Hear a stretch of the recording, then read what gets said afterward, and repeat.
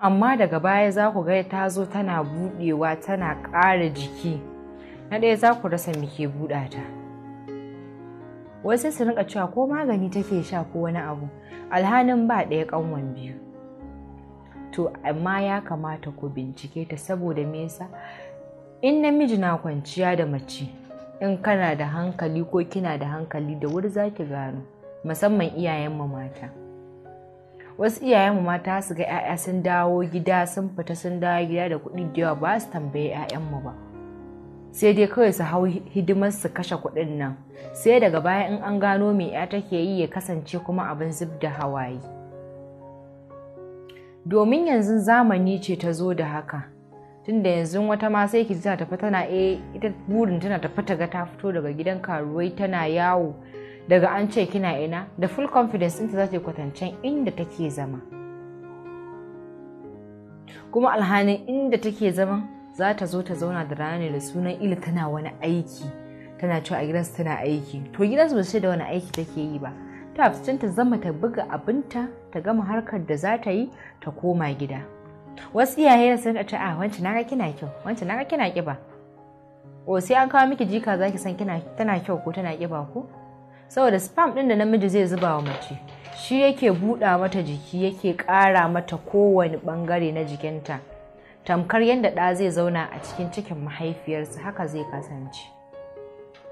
Amma wasu ba sa ganewa, wata ma duk wawanci tana yi sai ta shigo cikinku ta zauna ita ba ta yi, ta gama jin sirrinku ta fito waje ta yaɗa ku. Ko kuma in tana yi tana da ciki ta rasa yadda za ta cire. Biki san yadda ake ki cire bane kike zuwa kike harka da wasu maza? Gashi ma abin da yanzu ya zama ruwan dare a ƙasan nan, ko in ce a faɗin duniyan nan, manya-manyan masu kuɗi su suke amfani da 'ya'yan mutane su ɗau kuɗi mai yawa su ba su. Suka san meye suka je suka yi da wa suka yi harka da wa suka yi mu'amala, wata cuta gare su ko ba su da shi. HIV aka sa maka an gama da kai.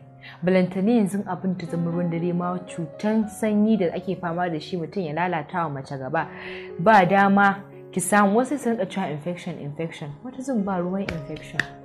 Harkar da kike yi shi ke zuwa, wannan spam ɗin da namiji zai zuba miki shi zai zo ya kasance miki matsala a cikin jikinki, saboda da in yayi yawa shi ke kawo miki gabanki ya zo a lalata miki gabanki ta dinga wari. Duk macen ta kasance gabanta na wari, to me ta take yana? Ta tashi aiki kenan, ba ta da wani qualities. Saboda me yasa? Shi wanda ya mata wannan abin sai ce kyale ta, tunda na riga na gama samun abin da zan samu, yanzu me za a gaya min? Ba abin da za a faɗa min.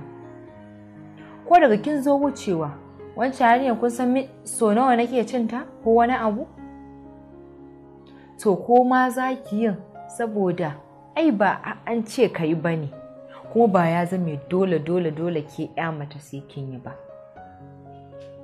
Amma wasu sai su zanne cewa aini ina aikin ne ke, yau na taho daga Abuja, gobe na taho daga Zaria, gobe zan tafi Kano, ko ki ce jibi sai Katsina. Me kike zuwa yi? Ai ba za ki gane ba kawa, wallahi wani gara na samu nake jan kuɗin shi. Ki gama jan kuɗin shi ke ma ya ja ki. Kun yi wanwan kenan.